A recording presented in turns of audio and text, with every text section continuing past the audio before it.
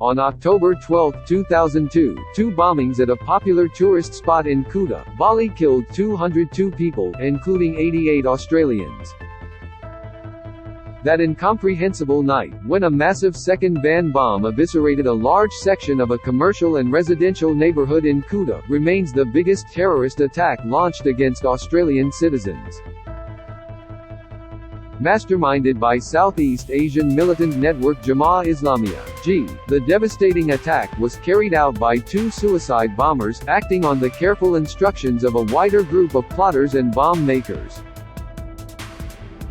Read more. Australian survivors, rescuers and victims' loved ones reflect on Bali bombings 20 years on. One man wore an explosive vest and walked into Paddy's bar, blowing up himself and others, while the other drove a white Mitsubishi van laden with more than 1,000 kgs of powerful explosives and parked it up outside the nearby Sari Club, where G knew it would cause catastrophic casualties.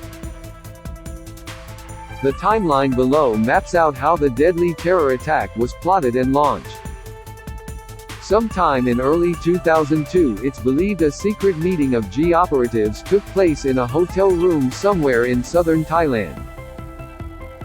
Inside that room, according to a BBC investigation, the broad strokes of an attack were planned. It is thought the terror group decided on a new strategy, to focus on attacking soft targets, like nightclubs frequented by tourists, instead of high-security foreign embassies. No soft targets are confirmed in the meeting. Read more. Jemaah Islamiyah gathering strength 20 years after Bali bombings. August 2002, a group of G-affiliated plotters meet at the house of Ali Imran, who was later jailed for life for his part in the attacks. Also at the home in Solo, Central Java is the key figure of Imam Samudra, who declares Bali should be the target for a bombing attack. Imran said Bali was chosen because it was popular with tourists from the US and other Western countries.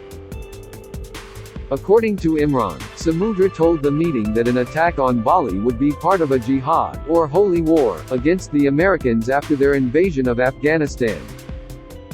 Read more. Harrowing. Aussie football club which lost 7 players in the Bali bombing months leading into October 12. A Muslim preacher called Mukhlis, who also went by the name Ali Gufran, is the operational chief of G in Southeast Asia. Given responsibility to coordinate the attacks, Mukhlis assembles a small team, approves targets and secures financing.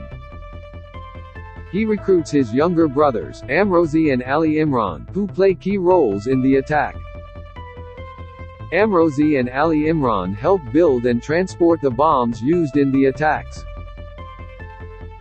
2 other men, Azahari Hassan and Dilmadan, were suspected of building and triggering the bombs and were killed during subsequent police raids. It's thought Mukhlis and Samudra meet several times in Western Java during August and September. Plans are discussed and refined. The bombings are originally planned for September 11, to mark the first anniversary of Al-Qaeda's attack on the Twin Towers. But the dates are pushed back, because the bombs are not ready in time. October 12, 2002, 3 of the group go together to purchase a brand new Yamaha motorbike, and Imran uses the bike to plant a small bomb outside the U.S. consulate in Denpasar.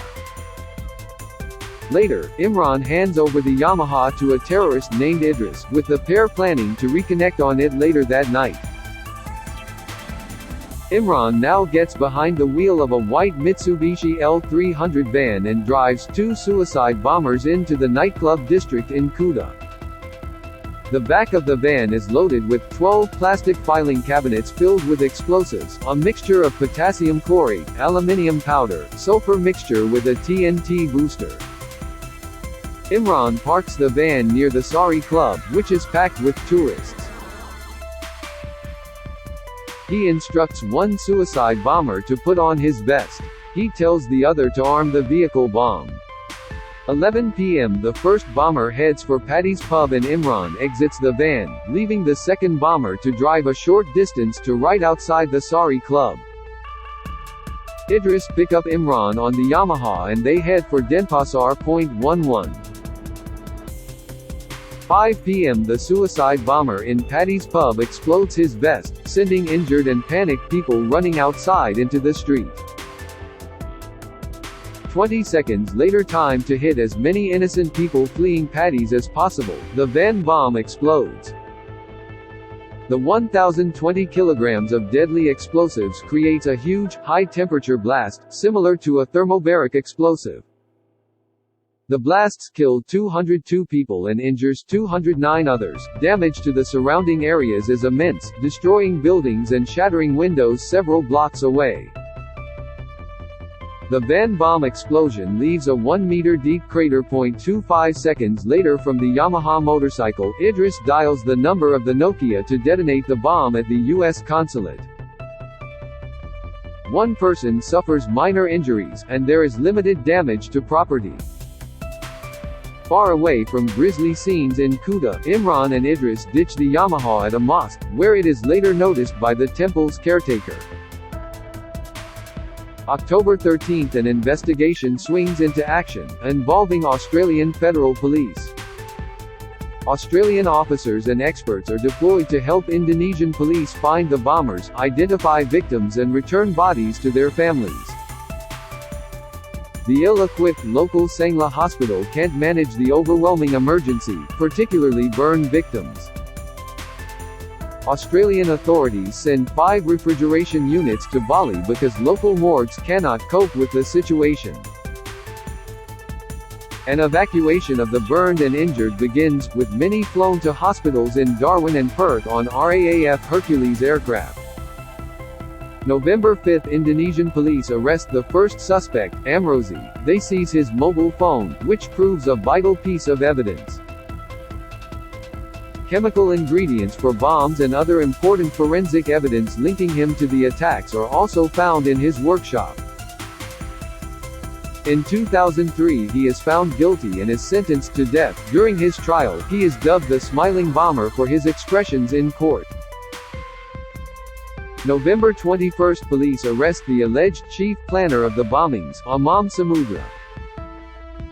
In 2003, he is found guilty of masterminding the attacks and is sentenced to death. December 4, Muklas is arrested in Central Java. In 2003, he is sentenced to death. August 11, 2003, Ensep Nurjaman, better known as Hambali, is detained in Thailand after a joint operation by Thai police and the CIA.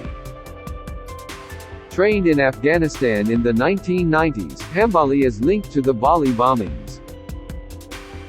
The U.S. whisked him off to their anti-terror base in Guantanamo Bay, where he has been detained for the past 16 years.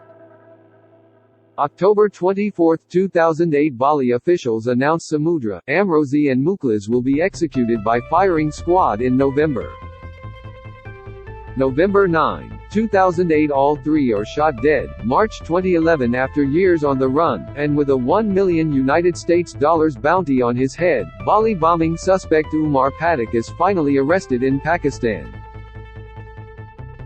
Pathak is captured in Abbottabad, the same city where al-Qaeda leader Osama bin Laden had been hiding out before he was found and killed by U.S. Navy SEALs.